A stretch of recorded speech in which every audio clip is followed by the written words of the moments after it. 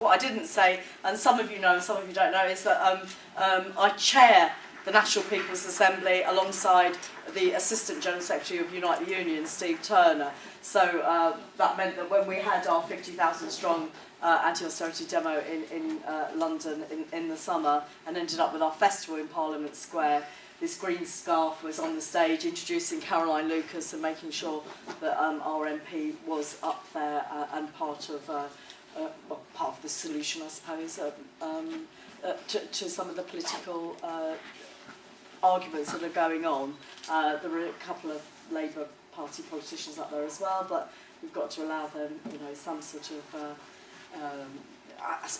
of platform, I suppose, to say where they disagree with our own Parliament's line. But I think we've all pretty much had enough of that so far. We don't think there's much future there.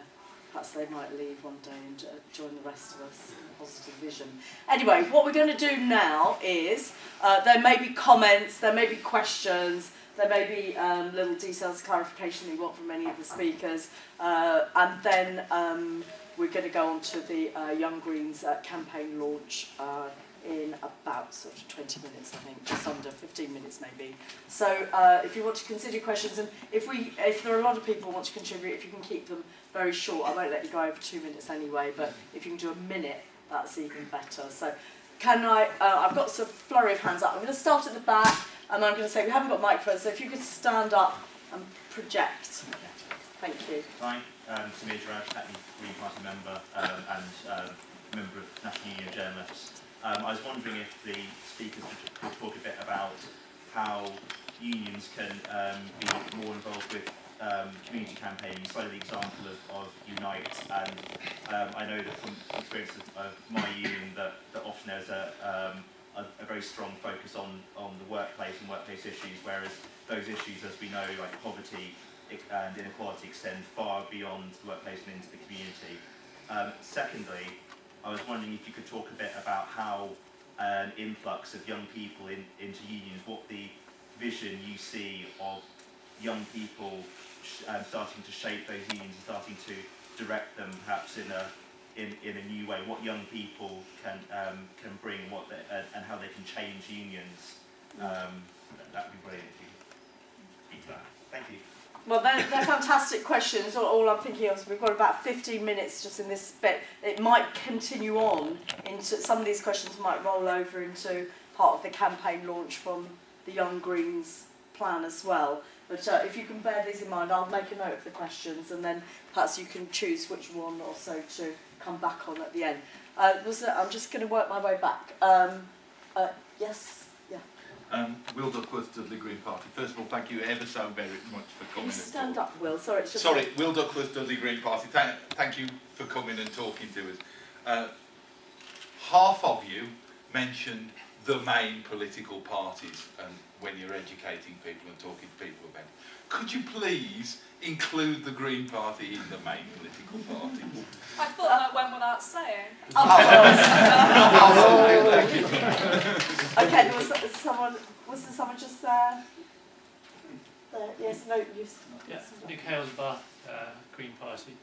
I do STEM ambassador talks to schools, which is science, technology, engineering, maths, for those who don't know.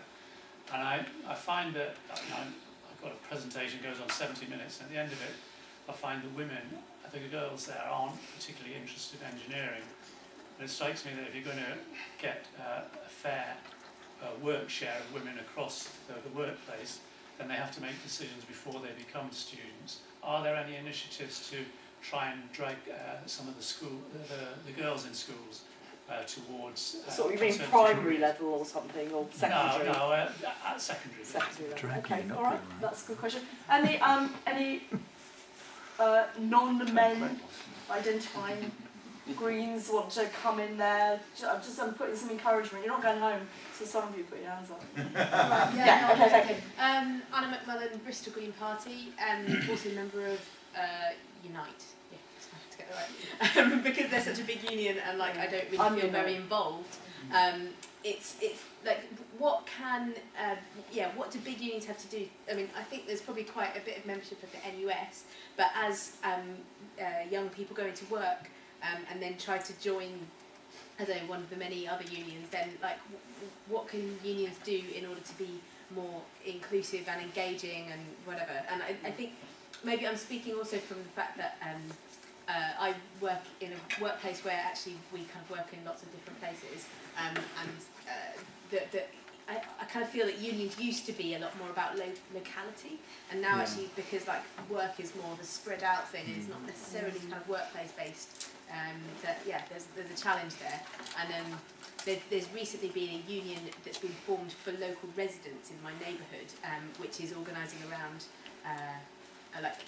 rents and bad housing in the area, which is really interesting, and I think that might be a way that, I don't know, it's an opportunity as well in the future. Lovely, thank you very much. Jake Welsh, Manchester Green Party. I've recently joined USDOR, and I've realised that my new workplace doesn't have a union rep. And just wondering if you had any advice for someone who's new. I've only ever been temporary part of a CWU union a couple of years ago, but I've no experience of being involved in a trade union. I was thinking of trying to become a union rep for our work, and also being involved in the youth council that we have, but having no experience. I just wondered if you've got any advice for someone new to union. Great. Is that hands over here? Yeah. Yeah, I'm Jackie Hodgson from Totnes, and I'm a district councillor. And one of our recent district council meetings, when we were being asked to approve a pay policy, which was the top 7 wages, which were extortionate. I just literally on the back of an envelope worked out that if you knocked each one by 10%, you'd actually double our welfare benefit. And as it happened, the union representative was in the room, and he's acknowledging that the Greens are the only party that are actually supporting unions. I mean, in our district council, because of the cuts, we're losing 24% of the staff, and their voices haven't been heard. And the new qualification for becoming part of having to renegotiate your contract to be accepted onto the new transition form 18 system they're talking about is actually a right attitude. Brilliant. Not about skills, not about the resource, not about anything else. And I think the unions are hearing, and I would just say that anybody who gets a chance to speak in front of any of their union reps at meetings, even though, of course, needless to say, that 10% suggestion didn't get anywhere apart from well into the local paper.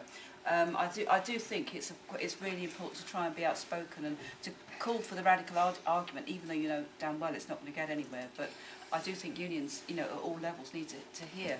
And in local authorities, they're just being ignored, like, as was said with all the cuts. Thank you very much. Sada? Stuart Nathan, Broxtowe Green Party, and member of the Communication Workers Union. A lot of the young workers at my workplace don't actually work for Royal Mail, they work for agencies, so have no contracts, they're not in the union because of that, they don't have any workplace protection, and I think this is kind of like a problem among young people generally in all sorts of other workplaces and professions.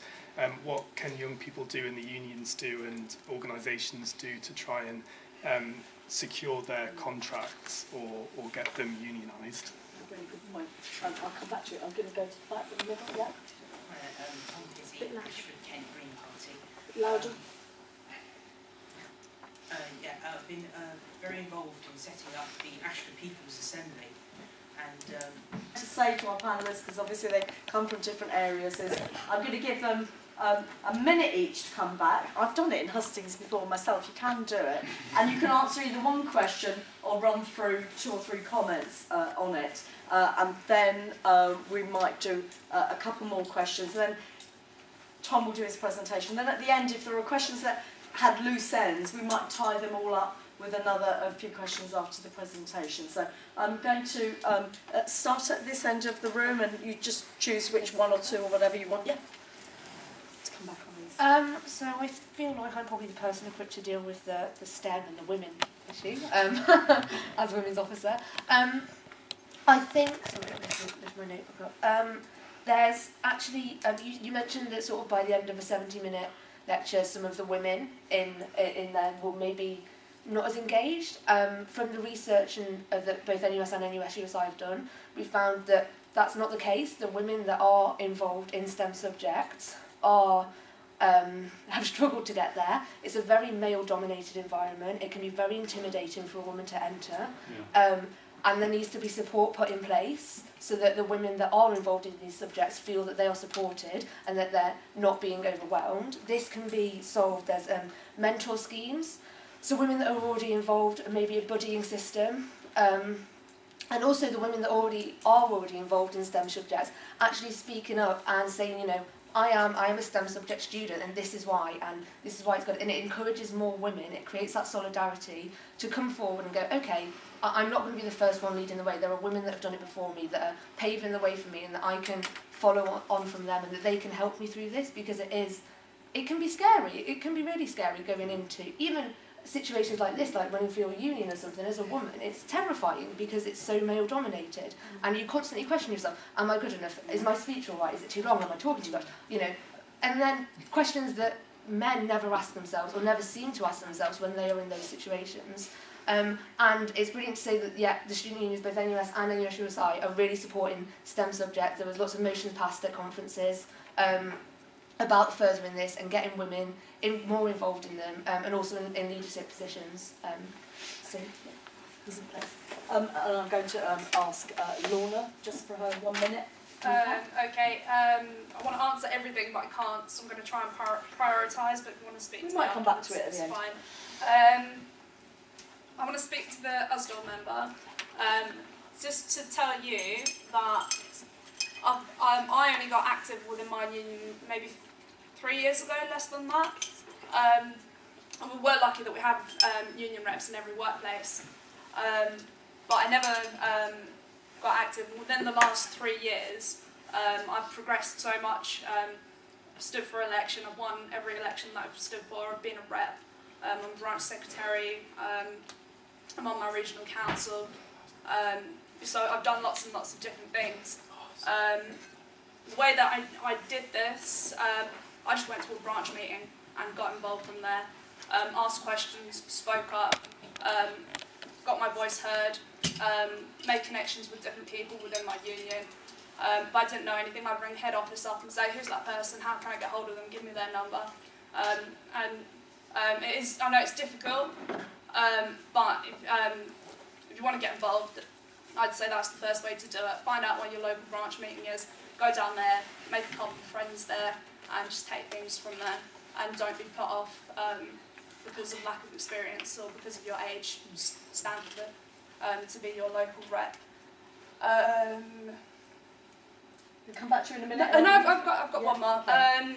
The first question at the back about vision, if we had a high influx of young people within the union, I think that this would be so beneficial to a union. 5 years ago, our Young Members Conference was about 4 people. The one that we had last year in Newcastle was 70 of us there. We get involved at every level of the union. We're local reps, we're branch secretaries, we're on the regional council. We're leading the way, demonstration campaigns, industrial relations, fighting for people's jobs, fighting against cuts within our workplace,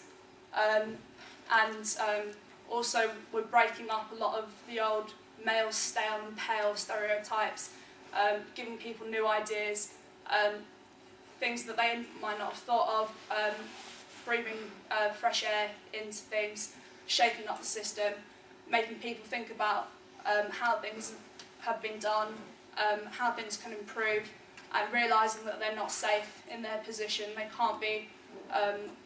can't just be apathetic and go, well, I've had this position for however many years, it's always going to be mine.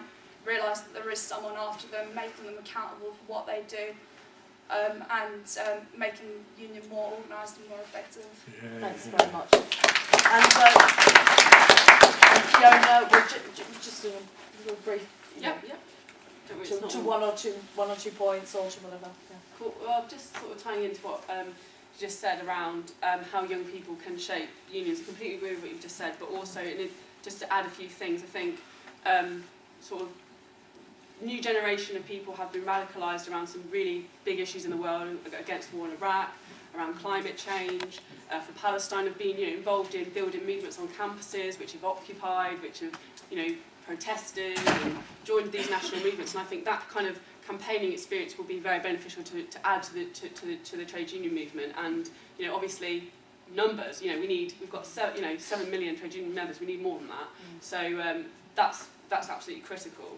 And then kind of just linking with my next point around how unions, you know, should be campaigning in the community. I think the People's Assembly is a fantastic example of that. I mean, United Union is the absolute backbone of that organisation. All the trade unions in the country pretty much are affiliated to it and are getting more and more involved. Like huge NUT, for example, mobilisation on the march in June. I mean, I don't know what you've already done in Ashford, so apologies if this is all very basic stuff, but I mean, initiatives like statements where you can get union representatives to sign up to invitations to speak at public meetings or any demonstrations you organise. These very basic things can help you get that key link into a union and then move from there. And I'm just going to use this opportunity to plug a couple of things I forgot to. If you are a student or not a student and you want to get active in the community, please take some of these leaflets that are at the back so I don't have to take them home in my suitcase to help us build a demonstration for free education. And I'm also going to plug, it's a long way away, but that will give you no excuses. There's a national demonstration against racism 6 weeks before the general election on UN Anti-Racism Day, where we can really reject racist scapegoating. So, advance warning, look, for March. Book that weekend yes, off, yeah. Book that one in. Yeah, fantastic. Piers, if you just want to come back on well, it's just a minute. Yeah, see, she's tight on time with me, isn't she? So, I think your trade union's in a really difficult position when it comes to how they sort of like engage young people who, a lot of who might even in work. How do you sort of sell a trade union to a young person who has never heard of a trade union, don't know the benefits of a trade union? And I think it all stems back to what content could we put, if we could get political and citizenship education on the curriculum, what content could we put on there so that we're educating young people about the power of trade unions? Because if we talk about the movement and the successes of trade unions over the past 100 years, so many of these things young people take for granted and just think that's just the way it is. But we need to let young people know that these have been long, hard fights, and we've got this because of collectivism, because of trade unions. And I think the way that young people, particularly from poor backgrounds, get screwed over in the school system, why are we not unionising school kids? Yeah. Like, and I know it'd be difficult to find that structure, but we're in positions where I know friends whose kids are being sent home because they've dyed their hair. Sending a kid home because they've dyed their hair. Kicking kids out 2 weeks, a month before GCSE exams because they know those kids are not going to get a C and they don't want it to impact negatively on Ofsted. We've got so many parents who can weave a way through this system, who know exactly what school can and can't do, but not enough for the kids who need to know that knowledge. And why are we not doing this? How could we take this forward? Like, it's a thing we've been discussing within NUS. Like, how could we? Because how can we sit here and say we should represent all students and then not feel the need to represent young people in primaries and secondary schools? And I know there'll be a lot of controversy in terms of how the structure would work, but I think if we could implement some kind of structure so that young people know that the union is the one who's been on their side from day one. Because it's a bit difficult to say to a young person that when a lot of people are being failed by so many different services and organisations throughout their life, that, oh, we'll just pay you affiliate, pay your money, don't worry, we'll protect you. So if we get that in schools, that'd be brilliant, and converting that potential in terms of the turnover of how many would instantly be unionised as soon as they got into work, then we're talking real power and then real change. Yeah, really good.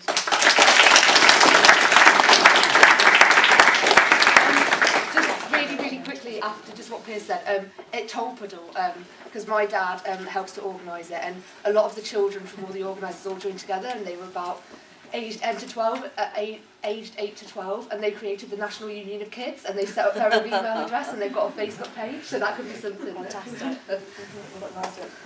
Okay, well, thanks very much to all of our panel for now. I think we'll stay together. But Tom, do you want us to move out of the way, or are we happy no, here? they're not really high impact slides, so they're not really this much. But okay, so yeah, okay. Romayne, could I just say to the girl who was from an accountant's firm that Prospect might be a good union? Yes. Good idea, good idea. But let's put all these tips and ideas, join the GPTU Facebook group and page, and post ideas and articles and links, your comment and a link to an article you see. Let's share stuff.